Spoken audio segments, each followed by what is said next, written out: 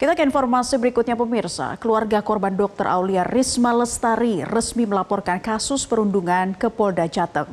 Selain keluarga korban, Kemenkes yang mendampingi juga melaporkan kasus pemerasan yang dilakukan oleh senior korban.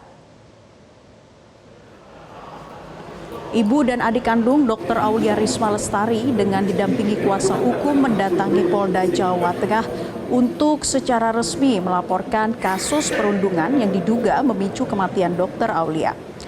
Kuasa hukum menyampaikan bukti ancaman, intimidasi dan perundungan sudah diserahkan ke pihak kepolisian. Adik kandung korban juga mengaku adanya pengancaman yang diterima kakaknya ketika menjadi mahasiswa PPDS Anestesi Undip sejak pertengahan tahun 2022.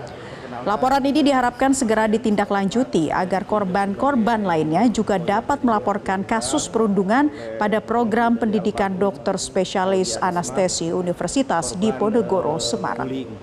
Yang kita saksikan selama ini, beliau adalah ibu dari almarhum.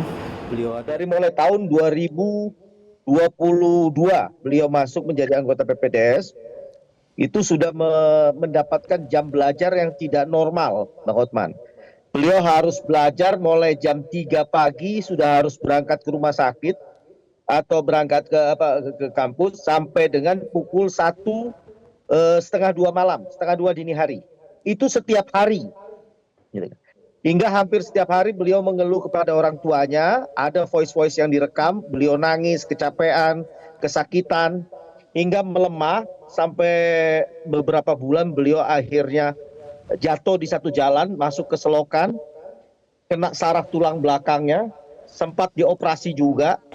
Namun hasil laporan dari keluarga ke Kaprodi, kepala prodinya yaitu Bapak Taufik, itu tidak mendapat tanggapan yang baik.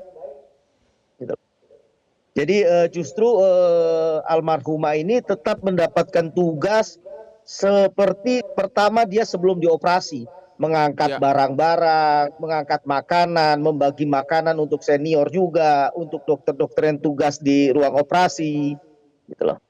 Dan tidak dari hasil-hasil yang tadi kami sampaikan ke Polda sebagai bukti laporan kami WA dan rekaman-rekaman, itu menunjukkan intimidasi yang luar biasa.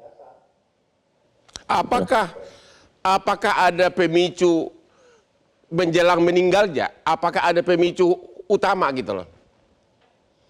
Yang disampaikan beliau ada voice note kepada bapaknya, dia bilang bahwa dia sudah tidak kuat sekali dengan pola pengajaran yang diberikan kepada beliau oleh senior dan oleh dokter di sana.